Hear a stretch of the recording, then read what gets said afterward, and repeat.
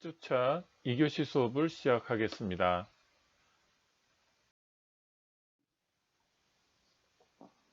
그 다음에 이제 학습 요령을 보니까 두 번째가 이제 정보 처리 과정과는 있지만 그거 말고 다른 관점에서 행동에 의해서 어떻게 보면 태도가 형성되는 거다 그거죠. 그래서 구매 의사 결정 과정에서 먼저 외부 자극에 대해서 이런 구매 의사결정 과정을 전체로 겪지 않고 바로 그 생략되고 바로 행동을 통해서 이게 계속 반복이 되다 보니까 비슷한 반응을 보이는 걸로 되는 거죠. 그래서 여기서 보면 자극에 대해서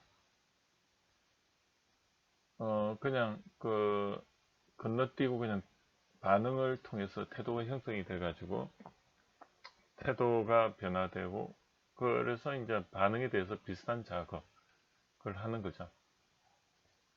그래서 이제 구매 의사 결정 과정에서는 이 정보 탐색 과정이라든지 이 구매 전 평가 이런 게 없이 어, 자극을 받으면 바로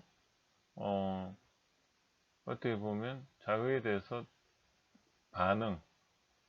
반응을 하게 되고요. 이 반응을 하다 보니까 여기쯤 되겠네. 반응을 하다 보니까 이게 이제 반복이 되다 보니까 태도가 생성이 되는 거죠. 이렇게 보시면 돼요. 어떤 반응이 있느냐? 뭐 동의를 할 수도 있고 구매를 할 수도 있고 이런 반응들이 결국은 다시 태도를 형성하더라. 그래서 건너뛰는 거죠. 이런 과정을. 그게 행동적 학습 요령이다. 이렇게 설명드릴 수가 있습니다. 그래서 그 행동적 학습은 중요한 게 리허설입니다. 이것도 반응적 자극, 비슷한 자극을 계속 했을 때는 비슷한 반응을 보이는 건데 결과적으로 그래서 고전적 조건화와 작동적 조건화, 행동적 학습엔 두 가지 관점이 있습니다. 하나는 파블로의 그 개 실험을 했더니 처음에는 어떻습니까? 이 파블로의 이제 개 실험을 할 때 밥을 주면서 종소리를 같이 냅니다.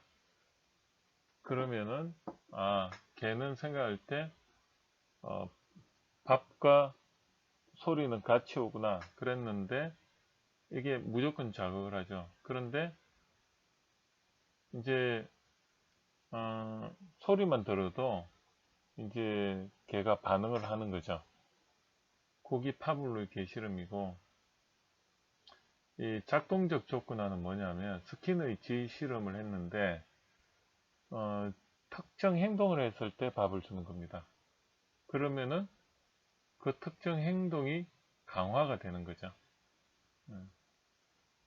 그것을 우리는 스키너의 쥐 실험이라고 이야기를 할 수가 있는데요. 그래서 이제 어떤 특정 했을 때도 거기에 대해서 칭찬을 하고요. 부정적인 걸 했을 때는 처벌을 해서 못하도록 해서 어떻게 보면 그걸 강화를 시키는 거죠. 그래서 이제 행동적 학습적 그런 구매 의사 결정 과정의 중간을 건너뛰고 자극에 대해서 행동을 강화를 시키는 건데 가능을 시키는데 하나는 파블로프의 실험과 같은 그런 옛날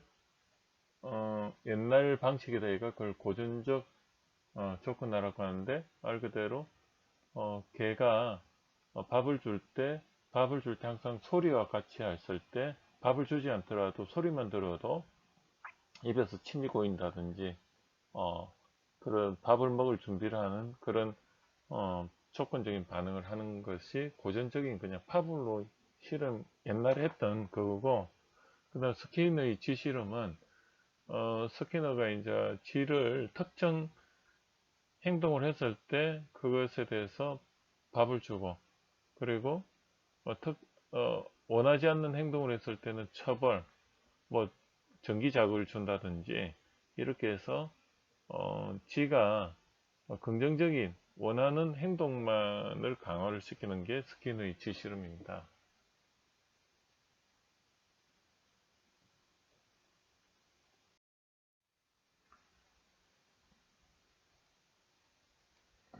그 파블로의 개 실험인데, 그 우리가 학습 이론에서 학습을 보는 두 번째 학습의 그 관점이 행동적 학습 관점에서 보니까 태도 변화 이론이 또 한 세 개 중에 두 번째가 행동적 학습으로 수렴이 되더라.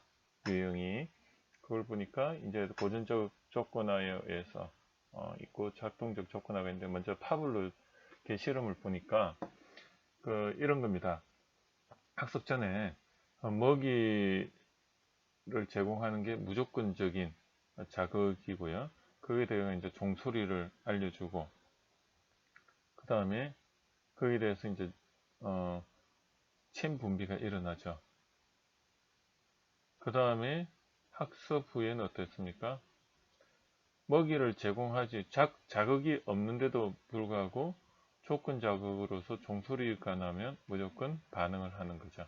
예, 이것을 우리는 고전적 조건화, 파블 게시름입니다. 이게 이제 마케팅적으로 한번 보면 자극을 보니까 무조건 카우보이를 보여주고 말보루가 나오고 거기에다가 어떤 좋은 환경을 담배를 태우는 그런 모습을 보여줬어요. 근데 나중에 이제 카우보이가 없더라도 말보루를 보면 담배를 태우고 싶은 그런 생각이 나는 거죠. 이게 고정적 조건화를 통해서 행동적 학습의 유형으로 어떻게 보면 학습을 시키는 거죠.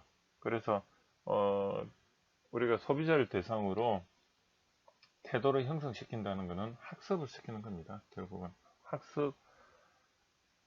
학습을 시키는 그런 과정이다. 그렇게 우리는 관점을 가지면 되겠습니다.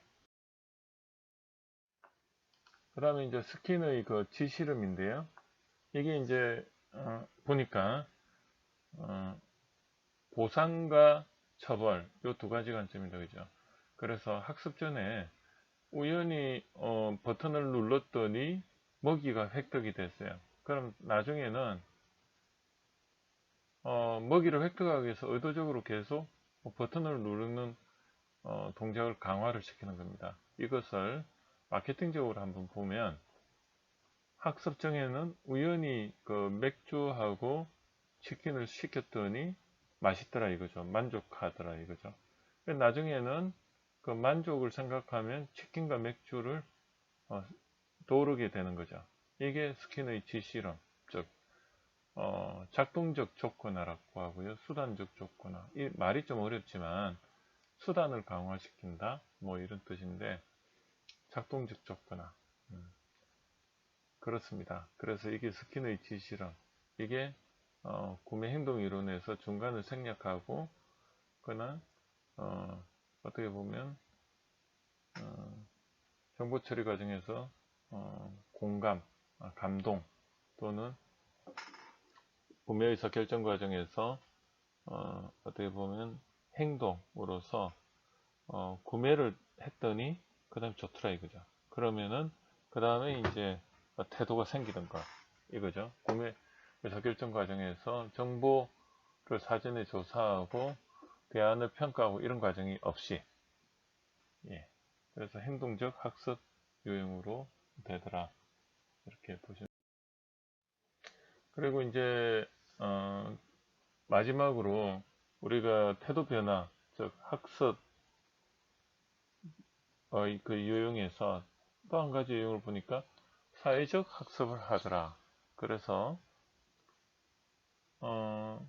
말 그대로 주의를 통해서 행동 관찰을 하고요.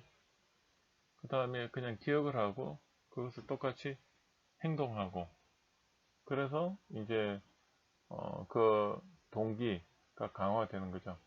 사회적 학습이죠.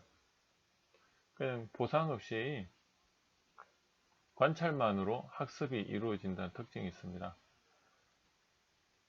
그래서 어린아이들한테는 물도 함부로 못 먹죠. 애들은 다 똑같이 따라하니까. 그래서 이 예시를 보면 PPL 광고에서 주인공이 그 어떤 것을 했을 때 그것을 우리는 기억을 하고 똑같이 한다는 겁니다. 그랬더니 만족을 하더라. 그러면 이제 태도가 형성이 되는 거죠. 그래서 학습이라는 것은 태도 변화다. 태도를 변화시키는 거고 그 결과가 학습이다. 이렇게 보면 되고요. 그 학습이라는 건 그 태도 변화하는 그 과정을 우리는 학습이라고 정의할 수 있고, 그 유형을 보니까 태도 변화 이론들을 쭉 보니까 세 가지로 수렴이 되더라. 그 중에 하나가 학습 유형인데, 이것은 학습 유형이 세 가지인데 그 중에 하나가 사회적 학습이다. 그냥 롤 모델을 보고 따라하는 거다.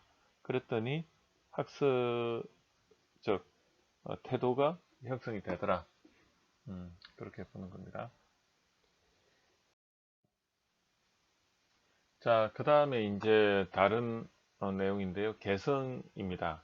이제는 앞서서 태도 변화 이론을 이제 다 마쳤고요. 그 태도 변화 이론에서 우리는 학습이라는 것까지 알게 되었습니다.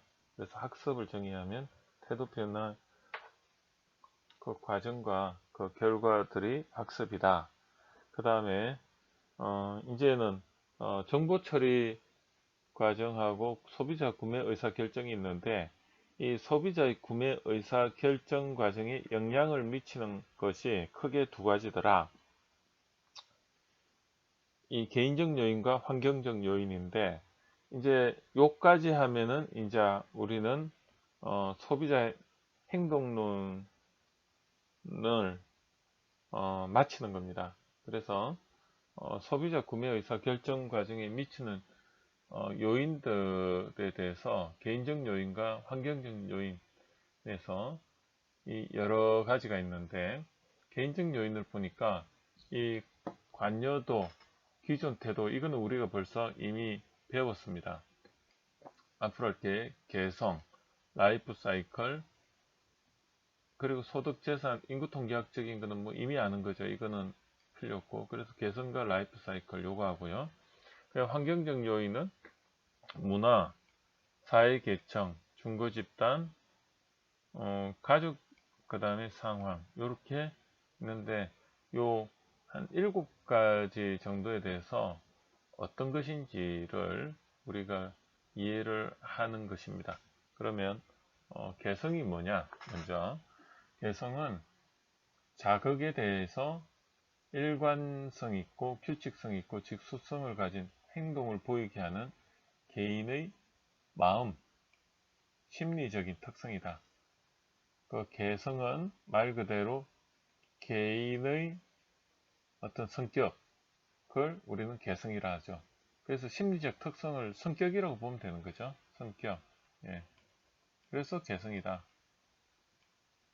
외울 때 어떻게 외우냐면 개인의 성격이다. 이렇게 정의를 해도 점수가 있습니다. 근데 그 성격을 조금 더 고상하게 심리적인 특성이다. 이렇게 하면은 점수가 좀 더 높겠죠. 예. 그리고 그러면 어떤 심리적 특성이냐? 어떤 특정 자극에 대해서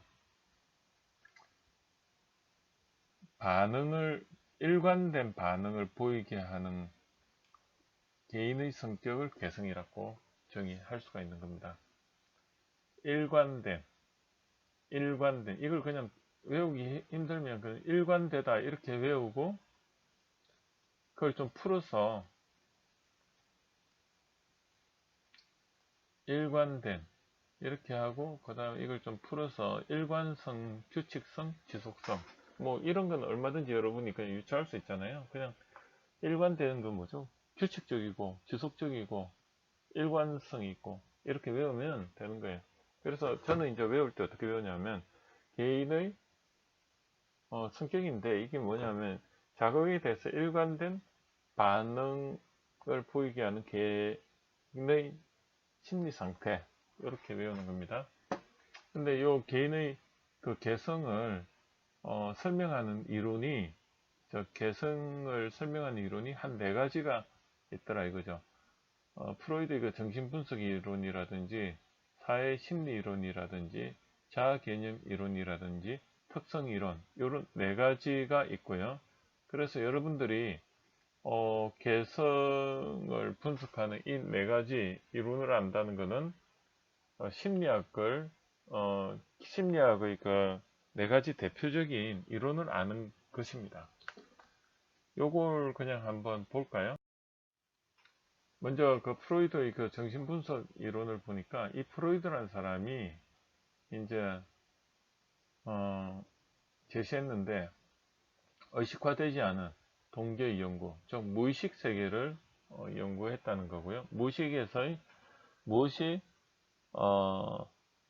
우리를 이렇게 행동하게 만드는가, 거기에 대한 동기가 의식하지 않은 무의식의 세계에 있다고 가정을 하고 연구를 한 거죠. 근데 그 무의식 속에서 그 동기라는 것은 개인의 성격을 형성하는 것을 가정했다.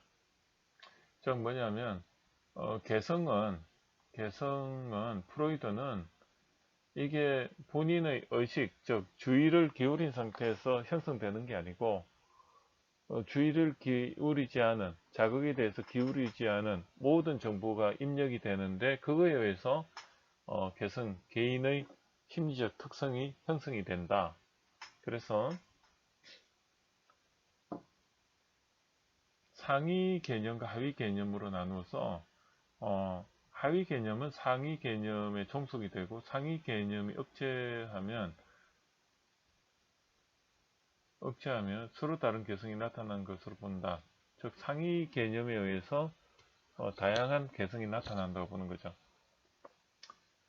근데 그 개성, 무의식의 그 세계에서의 개성은 크게 세 가지로 형성이 되어 있다 이렇게 보는 거죠. 이드라는 원초화와 에고라는 자아 그리고 슈퍼 에고가 있습니다. 자 그러면 이 원초화는 뭐냐면 말 그대로 욕구 이드 원초화 예. 그 한번 보면 이드와 에고는 자신이죠. 초자는 타인이라고 보면 되고요. 원초화는 뭐냐면 동물적 욕구라고 이해를 하시면 돼요.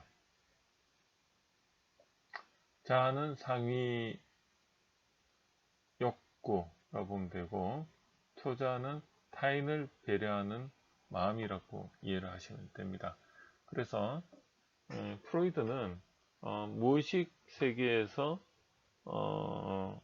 개인의 심리적 특성이 개성이 형성이 되는데 거기에는 여러 가지 자극들이 오겠죠.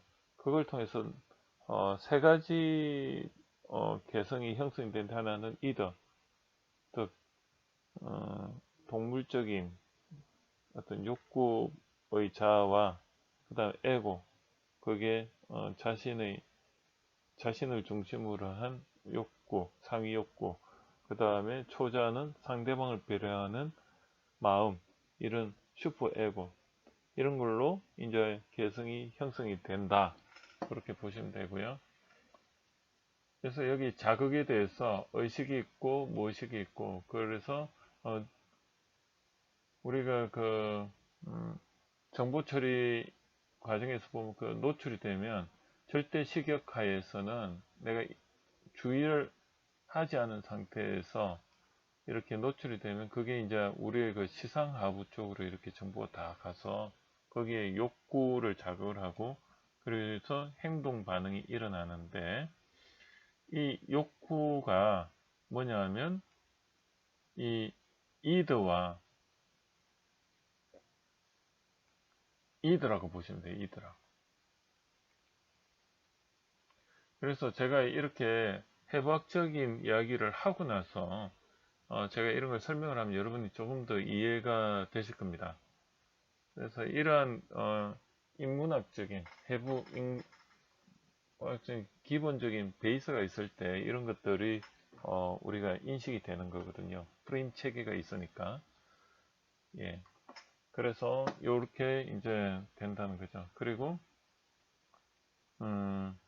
이제 이런 것들이 시상하부가 그런 1차적인 정보 통로라고 보시면 돼요. 그래서 이 시상하부를 통해서 이제 편도체, 우리의 그 어떤 감정이 일어나는 편도체를 통해서 감정이 촉발을 하게 되면 이 시상하부에 뇌하수체가 있습니다. 그 뇌하수체를 자극을 해서 호르몬이 나오게 되는데요. 이 호르몬에 의해서 신체에 자율신경계에 영향을 미치는 거죠. 이거는 눈에 보이는 행동이라면 이거는 신체의 반응이 일어나는 겁니다.